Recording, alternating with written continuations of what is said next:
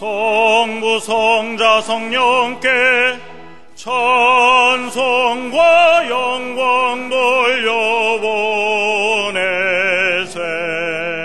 대초로 지금까지 또 영원 무궁토록 성삼위께 영광 영광. 아멘. 주도 하나이요 믿음도 하나이요 세례도 하나이요 하나님도 하나이시니 곧 만유의 아버지시라. 만유 위에 계시고 만유를 통일하시고 만유 가운데 계시도다. 아멘.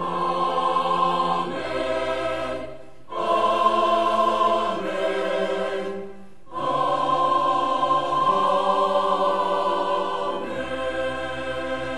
아멘. 이 시간 하나님께서 우리에게 주시는 구약의 말씀은 창세기 39장 19절에서 23절까지입니다. 61장입니다. 61쪽입니다. 주인이 그 아내가 자기에게 고하기를 당신의 종이 내게 이같이 행하였다 하는 말을 듣고 심히 노한지라. 이에 요셉의 주인이 그를 잡아 옥에 넣으니 그 옥은 왕의 죄수를 가두는 곳이었더라. 요셉이 옥에 갇혔으나 여호와께서 요셉과 함께 하시고 그에게 인자를 더하사 전옥에게 은혜를 받게 하시매 전옥이 옥중 죄수를 다 요셉의 손에 맡김으로 그 재반 사물을 요셉이 처리하고 전옥은 그의 손에 맡긴 것을 무엇이든지 돌아보지 아니하였으니 이는 여호와께서 요셉과 함께 하심이라. 여호와께서 그의 범사에 형통케 하셨더라. 아멘.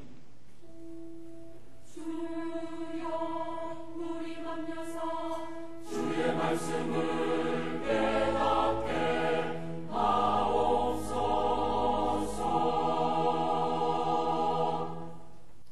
하나님께서 우리에게 주시는 신약의 말씀은 빌립보서 4장 14절에서부터 18절까지 말씀입니다.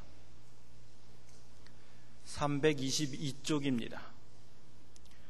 그러나 너희가 내 괴로움에 함께 참여하였으니 잘하였도다. 빌립보 사람들아, 너희도 알거니와 복음의 시초에 내가 마게도냐를 떠날 때 주고받는 내 일에 참여한 교회가 너희 외에 아무도 없었느니라. 데살로니가에 있을 때에도 너희가 한 번 두 번 나의 쓸 것을 보내었도다.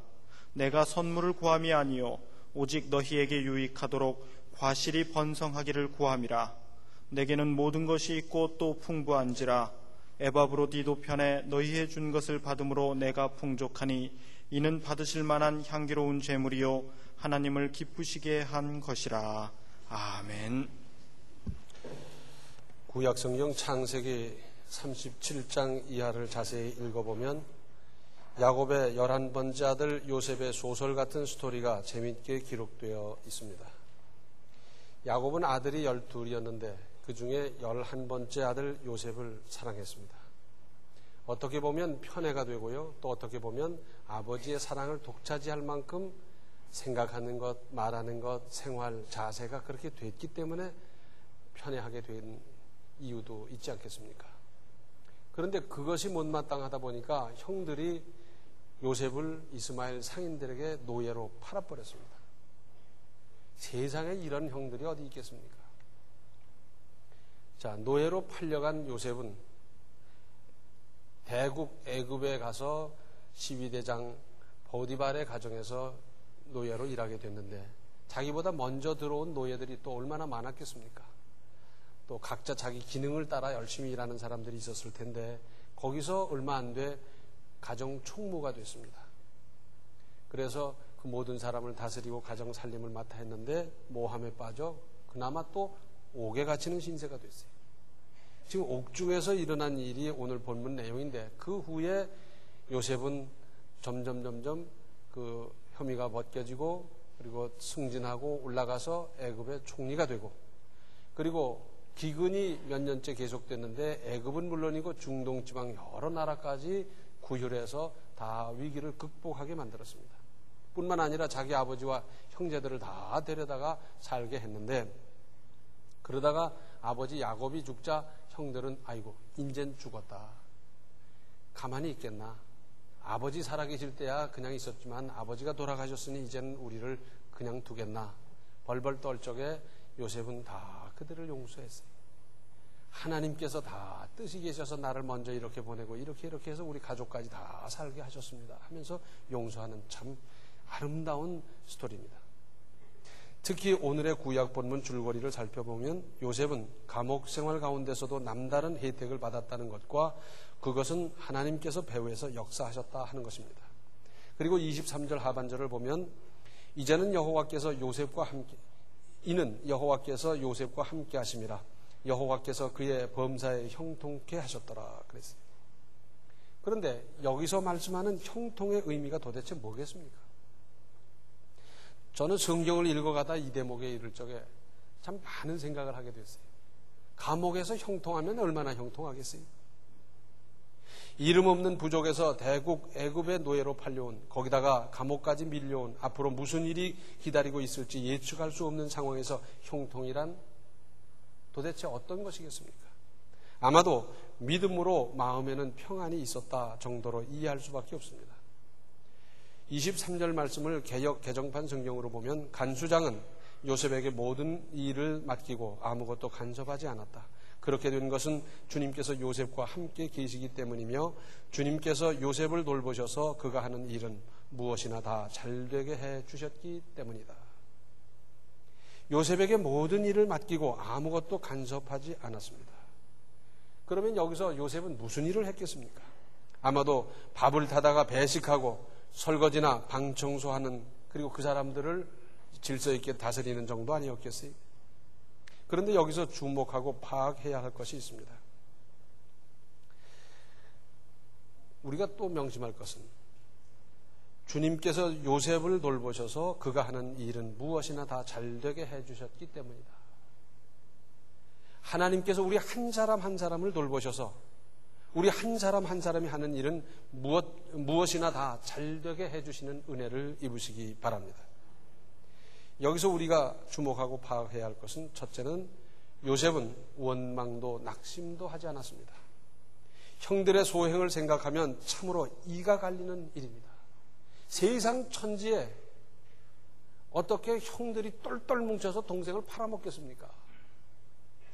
그래도 생각이 있는 형들이 있어서 이건 안 된다, 이럴 수가 없다, 그러면서 막는 사람이라도 있어야 될 터인데 결국 똘똘 뭉쳐서 노예로 팔아먹어버렸어요. 세상에 이렇게 억울한 일이 어디 있겠습니까? 유복하고 단란한 가정에서 귀염둥이로 자라난 17세 소년이 하루아침에 노예 신분이 돼버렸어요. 자, 애굽으로 끌려가면서 애굽에 가서 노예 생활을 하면서 아버지 어머니 생각하며 눈물로 땅을 치며 통곡에 통곡을 해야 할 상황이었습니다. 보디발의 집에서 가정 총무가 되어 그나마 숨을 좀 돌리나 했더니 거기서 또 억울하게 감옥까지 끌려가는 신세가 됐고 앞으로의 운명을 전혀 예측할 수가 없었습니다. 언제 불려나가서 목이 날아갈지 모르는 기막힌 상황 가운데서도 요셉은 낙심하지 않았습니다. 억울한 일을 당해보셨습니까? 이보다 더 했습니까? 아닐 겁니다. 이보다 더 하지는 않았을 겁니다. 원망하지 마십시오. 원망하면 내게 유익하지를 못해요. 이것은 믿음일 수도 없습니다. 낙심하지 마십시오. 역시 믿음이 아닙니다. 영어에 보면 포기한다는 말을 give up 그렇게 말합니다. 직역을 하면 주어버린다 그 말이죠. 그런데 그 밖에 여러 뜻이 있는데 내주다, 누구누구의 손에 넘기다, 인도하다, 단념하다 이런 말이 이런 뜻이 있는데 쉽게 풀어보면 그저 힘드니까 포기했다 그 말이에요. 기회란 언제나 고통이라는 포장에 쌓여서 우리에게 나타나기 마련입니다. 기회라고 딱 써서 내 눈앞에 온다면 그것을 놓칠 사람이 어디 있겠어요? 그러나 기회는 언제나 고통이라는 포장을 해가지고 우리 앞에 나타납니다. 바로 그것, 즉 고통 속에 들어있는 기회를 포기하거나 던져버리는 모습입니다. 고비가 있잖아요. 그래서 그 고비를 넘기면 오히려 더 큰 기회가 될 터인데 포기해버리는. 가령 운동 중에서도 레슬링이나 유도 같은 것은 하다가 막 팔이 꼬인 거나 막 그러다 보면은 심판이 묻습니다. 기부업 할 거냐. 그래서 기부업 하겠다 그러면 그걸로 끝나는 거고, 안 하겠다 그러면서 되잡으면은 오히려 그때부터 기회가 생겨서 이기는 경우도 있습니다. 최근에 나온 어떤 통계에 의하면 우리 국민들에게 질문을 했습니다. 희망이 있는가? 희망을 바라보며 살고 있는가? 했더니 70%가 아니래요. 그런데 우리 민족 5,000년 역사 가운데 온 국민이 희망에 불타고 있었던 때가 과연 몇 번이나 있습니까? 국민의 90% 이상이 희망으로 들떠서 희망에 차 있어서 희망적으로 내다보면서 힘차게 일했던 때가 과연 몇 번이나 있습니까? 세상에 위험한 요소가 전혀 없이 100% 보장된 일이란 있을 수 없습니다. 어떤 일에나 실패할 확률도 있고 성공할 확률도 있습니다. 또 똑같은 일을 비슷한 조건의 사람이 똑같이 시작했는데 성공하는 사람도 있고 실패하는 사람도 있습니다. 사실은 성공할 확률이 매우 적은데도 성공할 수도 있고 실패할 수도 있어요. 실패할 확률이 월등히 높은데도 성공할 수도 있고 실패할 수도 있습니다. 원망과 낙심은 성공 못하게 하는 적이고 마귀의 흉내입니다. 혹 원망할 마음이 들거나 또 혹 낙심할 조건이 된다 하더라도 결단코 낙심하지 마십시오. 왜냐하면 이것은 하나님의 뜻이 아니기 때문입니다. 예수님은 죄 없으신 분이 죄인에 의해서 정죄당하시고 그들을 위해서 속죄 구원의 제물이 되시면서도 끝까지 원망하시지도 낙심하시지도 않으셨습니다. 그래서 죄와 죽음을 이기셨던 것입니다. 그런 말이 있지요. 하늘을 봐야 별을 따지. 하늘을 봐야 하늘과 관계되는 어떤 일을 할 수 있을 터인데 땅을 보고 딴짓하는 사람에게 어떻게 별을 보며 별을 따며 그런 생각이나 할 수 있겠습니까? 포기하는 사람에게는 천금 같은 기회도 기회로 활용할 수 없는 법입니다. 또 주어진 현실, 오늘 여기서 최선을 다했습니다. 한번 생각해 보십시오. 당시 아무리 왕의 제위수를 가두는 곳이라 해도 시설이 오죽했겠습니까?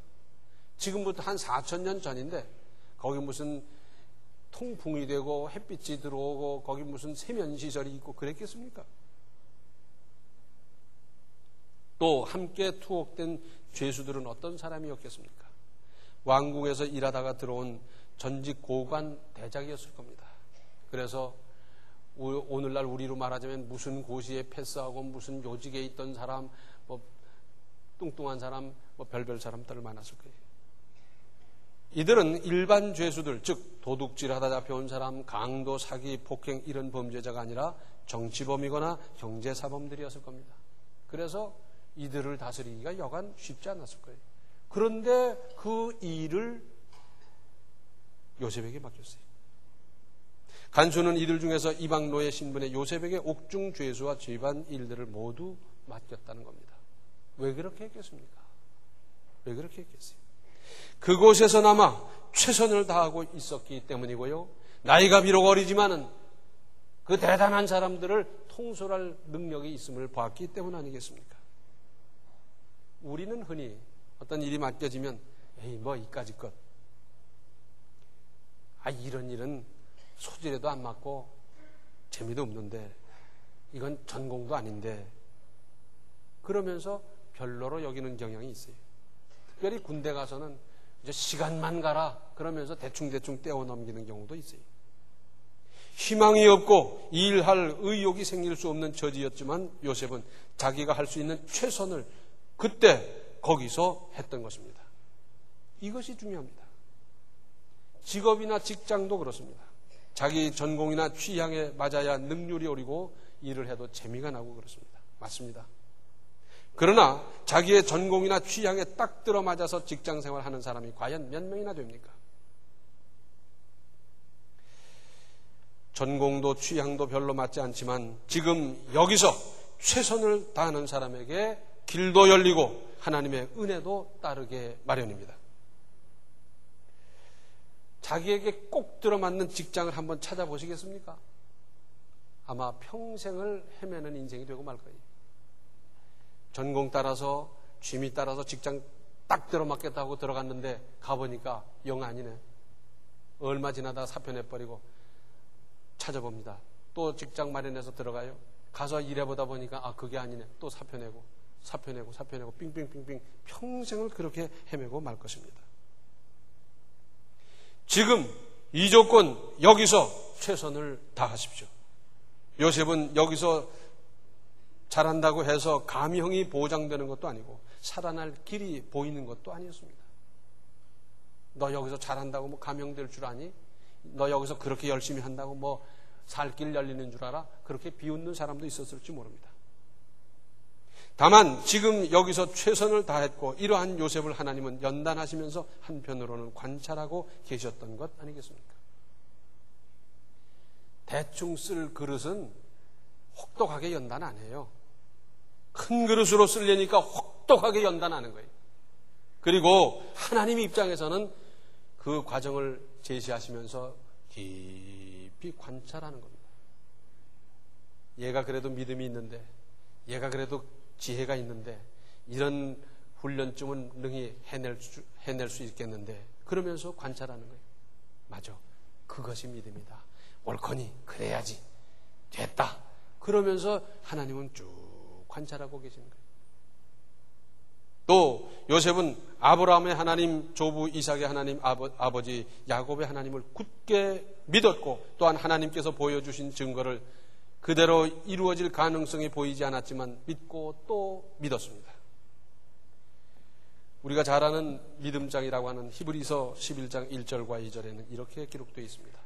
믿음은 바라는 것들의 실상이요 보지 못하는 것들의 증거니 선진들이 이로써 증거를 얻었느니라. 자, 요셉에게 보여줬던 그 증거가 이루어질 가능성이 있습니까? 아무리 봐도 없어요. 그럼에도 불구하고 그것을 끝까지 믿었습니다. 만약에 요셉이 하나님을 안 믿고 또는 덜 믿었거나 하나님께서 보여주신 증거에 의심이 깊었더라면 어떻게 됐겠습니까? 아마도 벌써 미치고 팔딱 뛰다가 죽어버렸을 겁니다. 이를 갈면서 내가 이 형들 복수를 한다 그러면서 하다가 그게 병이 되고 죽었을 거예요. 그러나 요셉은 믿음의 사람이었습니다. 이 믿음이 그를 살렸고 이 믿음대로 이루어졌고 이 믿음 때문에 성공했고 이 믿음이 형들을 용서했습니다. 희망이 전혀 안 보이는 상황 가운데서도 불안해하지 마십시오. 방정 떨지 말고 그럴수록 믿고 또 믿으십시오. 그래야 살고 그래야 이기고 그래야 성공할 것입니다. 그럴수록 하나님의 은혜를 사모하십시오. 어떤 죽을 고비에서라도 하나님의 은혜를 사모하고 또 사모하고 기도하고 또 기도하고 기대하십시오. 우리 속담에 하늘이 무너져도 솟아날 구멍이 있다고 그러잖아요. 하늘이 무너질 만큼 대단한 사건이 벌어졌는데 그래서 많은 사람이 죽고 다쳤는데 그 중에 살아나는 사람이 있지 않습니까? 자, 속담이 괜히 만들어집니까? 사람들의 오랜 경험이 쌓여서 만들어진 거예요. 그래서 하늘이 무너지는 것 같은 대단한 사건 가운데서도 정신 바짝 차리고 찾아본 사람에게 있어서는 길이 있더라 그 말 아닙니까? 그런데 우리는 전능하시고 사랑이신 하나님을 믿는 믿음이 있지 않습니까?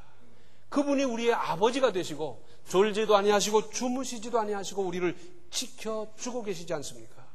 그러므로 우리는 원망하거나 낙심하거나 쉽게 포기하지 않아야 합니다. 포기하지 않는 것이, 낙심하지 않는 것이, 원망하지 않는 것이 하나님의 뜻입니다. 그래야 이깁니다. 꽤 규모 있는 회사에서 거기는 여러 이제 계열사들이 있었더랬어요. 그런데 IMF 경제 위기 때 그 중에 특별히 한 회사가 아주 어려워졌어요. 팔려도 팔려지지도 않아요. 왜? 그런 회사들이 한둘이 아니니까. 그래서 이 회장님은 경영을 잘한다는 똑똑한 사람, 실적 있는 사람을 불러다가 그 회사를 보여줬어요. 그리고 재무구조라든지 뭐 쭉 설명을 다 해줘서 주면서 이 회사를 한번 살려봐 주시면 좋겠습니다. 아유, 안 됩니다. 지금이 어느 때인데 그게 됩니까? 되던 회사도 안 되는데 지금 안 돼서 막 형편없는 이 회사를 무슨 수로 일으킵니까? 안 됩니다. 또 다른 똑똑한 사람, 경영 잘한다는 사람, 뭐 MBA 했다는 사람 불러다가 또 설명하고 보여주고 쭉 했는데 아유, 전 못하겠습니다. 또 다른 사람을 불렀습니다. 훌륭하다는 사람, 경영 잘한다는 사람 또 불러대서 설명을 쭉 하고 보여주고 아유, 안 됩니다. 전부 안 된다는 거예요. 그런데 오늘날 어떻게 되느냐? 그 회사가 일어나가지고요. 그 계열사들을 다 먹여 살리다시피 하는 거예요. 효자 회사가 됐어요. 다른 사람들이 그 회장님께 묻습니다. 도대체 어떻게 됐습니까? 누구도 안 된다고 그러고 누구도 안 된다고 그러고 다 안 된다고 그랬는데 어떻게 그 회사를 일으켰습니까? 그 회장님의 답변이 재밌어요. 맞습니다. 값도 안 된다고 그러고 을도 안 된다고 그러고 병도 안 된다고 그러고 정도 안 된다고 그러는데 할 수 있다는 사람이 하나 있었습니다. 그래서 그분에게 맡겼습니다. 그랬더니 됐습니다. 자, 경영을 잘 안다는 사람들이 죄 안 된다고 그러는데 될 수 있다고 온 그 사람은 얼마나 노력을 했겠습니까? 다른 사람보다 2배, 3배 노력했을 거예요. 어쨌든지 되겠다고 하는 그 사람에게 맡겼더니 그 일을 해내고 지금 그 회사는 다른 회사를 먹여 살릴 정도가 됐어요. 바늘구멍이 사람을 살릴 수도 있고 죽게 할 수도 있습니다.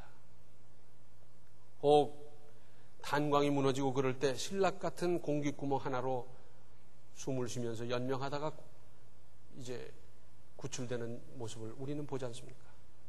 어마어마한 뚝뚝 바늘구멍 하나로 말미암아 점점 되다가 무너질 수 있지 않습니까? 해로가 있습니까? 문제가 있습니까? 극복할 수 있습니다. 왜 그런지 아세요? 보세요. 자물쇠를 만드는 회사에서 자물쇠만 만듭니까? 열쇠도 반드시 만들죠. 자물쇠만 만드는 회사는 세상 천지에 없어요. 그런데 아파트에서 들어갈 때 열쇠를 몇 개 줍니까? 예? 하도 오래돼서 잊어버렸어요. 옛날엔 2개 줬다고 그래요. 근데 요즘은 3개도 주고 4개도 주고 막 여러 개를 준다고 그래요. 자물쇠는 하나인데 열쇠가 여러 개일 수 있어요. 문제는 하나인데 해결할 수 있는 방법은 얼마든지 여러 개 있을 수가 있습니다. 자물쇠가 있으면 열쇠가 있는 거지 자물쇠만 있고 열쇠가 없는 그런 일은 있을 수가 없지 않습니까? 문제가 있으면 해결할 수 있는 방법이 있는 거지 미리 포기하니까 안 되는 거예요.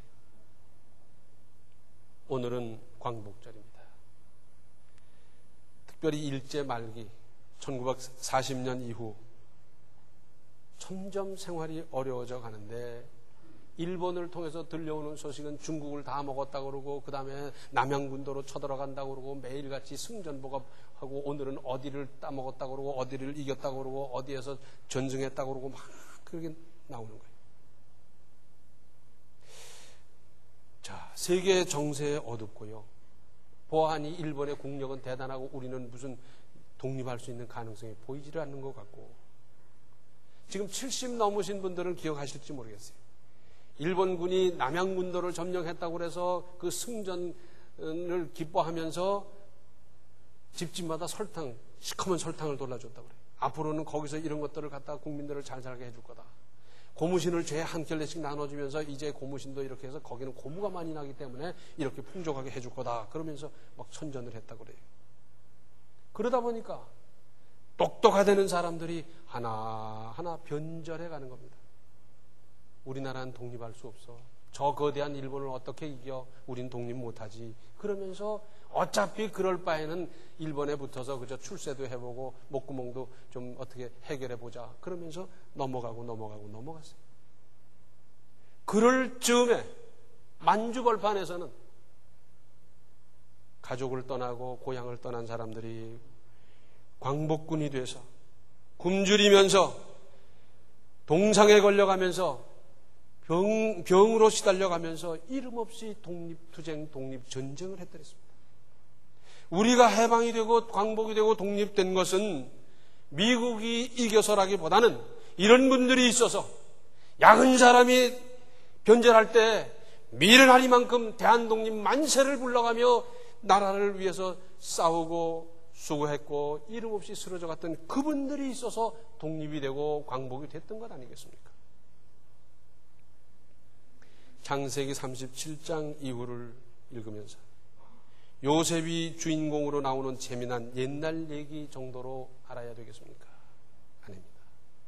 우리가 성경을 왜 읽어야 합니까? 왜 요셉의 기사를 읽어야 합니까? 그것은 우리 하나님께서는 오늘날도 요셉 같은 사람을 찾고 있습니다. 요셉 같은 믿음을 찾고 있습니다. 오죽 답답했으면 말세에 믿음을 보겠느냐 그랬어요. 믿음이 있는 것 같지만 요셉 같은 믿음이 그렇게 귀할 것을 내다보면서 하신 말씀 아니겠어요? 그때 요셉 참 재미났더라. 그걸 영화로 만들면 돈을 벌까? 연극으로 만들면 히트를 할까? 그런 생각을 하는 겁니까? 아닙니다. 너희들도 요셉 같은 믿음으로 끝까지 믿으면 요셉같이 하나님께서 들어 쓰실 것, 이것을 약속하는 것 아니겠어요? 그래서 구약이고 신약이에요. 옛날 약속이고 새로운 약속이에요.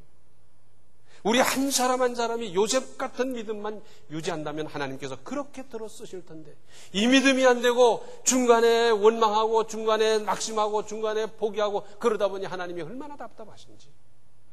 지금도 우리 하나님께서는 요셉 같은 믿음을 찾고 있습니다. 이 믿음이 되셔서 요셉같이 쓰임받는 큰 역사의 사람들이 다 되시기 바랍니다. 기도하시겠습니다.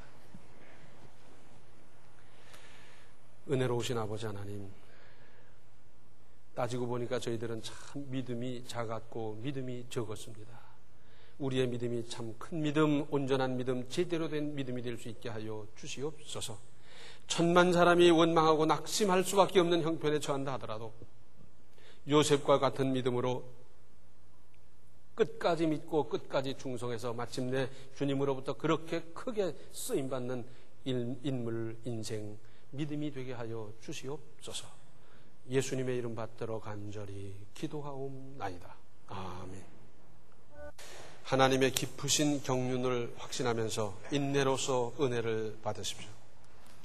지금은 생명의 주 예수 그리스도의 은혜와 하나님 우리 아버지의 극진하신 사랑과 성령의 감화, 감동, 충만, 교통하심이 요셉과 같은 믿음으로 요셉과 같이 쓰임받는 인생 살기로 작정하는 모든 성도들 머리 위에 이제로부터 영원토록 함께 계시기를 간절히 축원하옵나이다.